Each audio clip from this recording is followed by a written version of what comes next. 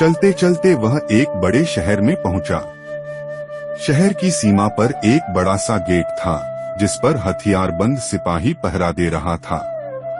सिपाही ने उस लड़के से पूछा, यहाँ तुम्हारा क्या काम है? क्या तुम कुछ समझते और जानते हो? लड़का बोला, मैं सब कुछ समझता और जानता हूँ। सिपाही बोला, अगर तुम सब कुछ जानते हो तो हम पर भी एक मेहरबानी करो। हमें भी बताओ कि शहर की सीमा पर यह जो कुआं है, पहले इससे मीठा पानी निकलता था, पर अब इसमें पानी ही नहीं है। यह सूख गया है क्यों? लड़का बोला, अभी तुम थोड़ा सब्र करो। जब मैं अपना काम खत्म करके वापस आऊंगा तो तुम्हें बताऊंगा। इतना कहकर वह गेट से निकलकर आगे गया। उसके बाद वह दूसरे शहर के बड़े से गेट के पास पहुंचा तो वहां पर भी एक हथियारबंद सिपाही पहरा दे रहा था। उस सिपाही ने भी उस लड़के से पहले वाले सिपाही जैसा सवाल पूछा तो लड़के ने उसे भी वही जवाब दिया।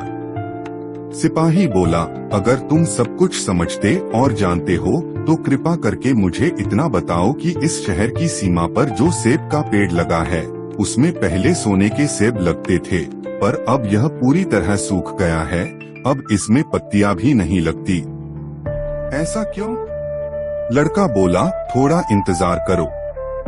अपना काम पूरा करके आने पर मैं इसका जवाब तुम्हें बताऊंगा। इतना कहकर वह आगे चल दिया और चलते चलते तीसरे शहर की सीमा पर पहुंचा तो वहां पर एक बड़ी सी नदी थी, जिसमें एक छोटी सी नाव थी और एक नाविक उस पर बैठा था। नाविक ने उससे पूछा, तुम यहाँ क्यों आए हो और यहाँ के बारे में क्या समझते जानते हो? लड़का बोला, मैं सब कुछ जानता हूँ। नाविक बोला, अगर तुम सब कुछ समझते और जानते हो तो मुझे बताओ कि आने जाने के इस काम से मुझे छुटकारा कैसे मिलेगा? लड़का बोला, इस सवाल का जवाब मेरे वापस आने पर तुम्हें जरूर मिलेगा। पहले तुम मुझे नदी पार करवाओ। नाविक ने उसे अपनी नाव पर बैठाकर दूसरे किनारे पर छोड़ दिया। जैसे ही वह नदी के दूसरे किनारे पर गया, उसे वहां नीचे की ओर जाने वाला कच्चा और अंधेरा सा रास्ता दिखाई दिया। वह उसी रास्ते पर चल पड़ा। काफी नीचे पहुंचने पर उसे एक बूढ़ी औरत आंगन में बैठी हुई दिखाई पड़ी। जैसे ही उसने उस घर में प्रवेश किया तो उस बूढ़ी औरत ने उससे पूछा, अरे बच्चे, तू कौन है और यहाँ पर क्यों आया है? तुझे पता नहीं कि यहाँ पर शैतान रहता है? लड़का बोला, मैं ठीक जगह पर आ गया हूँ। अब तुम मेरी सहायता करो। मुझे शैतान के सिर के 3 सोने के बाल चाहिए, नहीं तो मुझे मेरी पत्नी वापस नहीं मिलेगी। बूढ़ी औरत बोली, बेटा, यह तो तेरी बहुत बड़ी मांग है। जब राक्षस घर वापस आकर तुझे यहाँ देखेगा तो कच्चा ही चबा जाएगा। उस बूढ़ी औरत को लड़के पर तरस आ गया।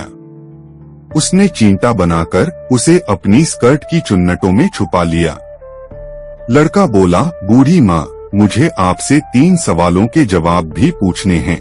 पहला सवाल है, एक कुआं जिसमें से पहले शरबत की तरह मीठा पानी निकलता था, आजकल क्यों सूख गया है?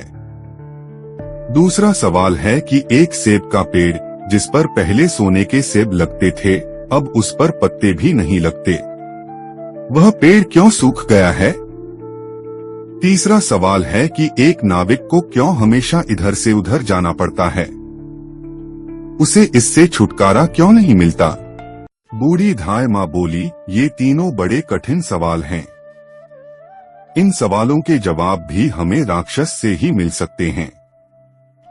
मैं तेरे लिए यह कोशिश भी जरूर करूंगी, पर अब तू चुपचाप छुप जा, नहीं तो जिंदा नहीं बच सकता। शाम को राक्षस घर पहुंचा। अंदर घुसते ही उसने शोर मचाना शुरू कर दिया, मुझे अपने घर में किसी मनुष्य की गंध आ रही है। आज जरूर कुछ गड़बड़ है। यहाँ कौन आदमी आया था? इतना कहकर उसने पूरे घर में झांक कर देखा, पर उसे कोई भी मनुष्य नहीं मिला।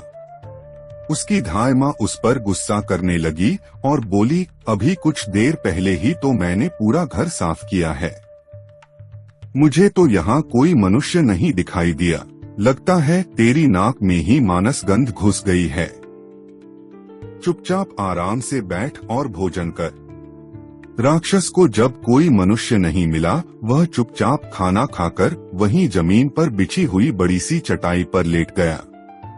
लेटते ही उसे नींद आ गई।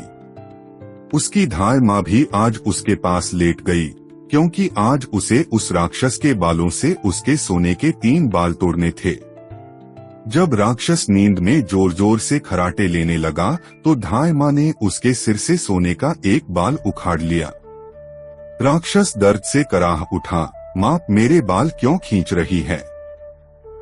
धाय माँ बोली, बेटा मैंने अभी भयंकर सपना देखा तो डर के मारे तेरे बाल पकड़ लिए।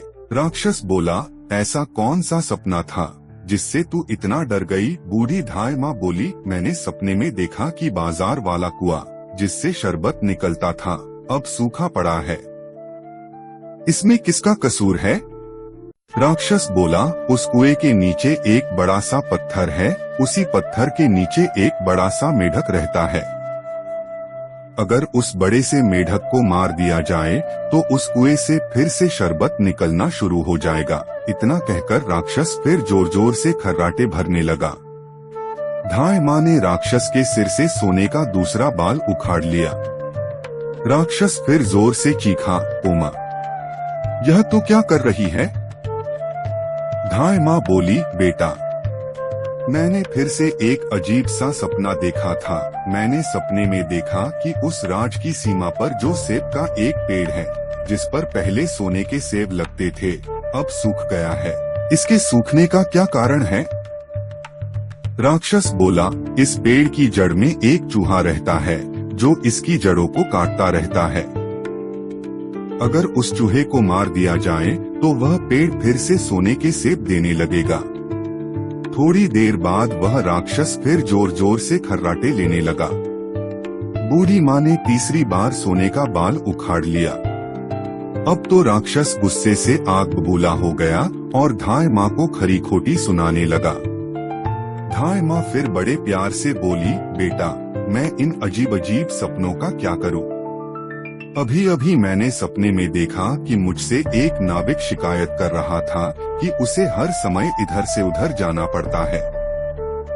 उसे इससे छुटकारा क्यों नहीं मिलता? इसमें उसका क्या कसूर है?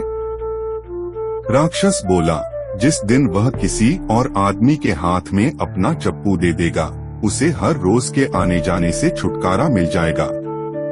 इतना कहकर राक्षस फिर से सो गया।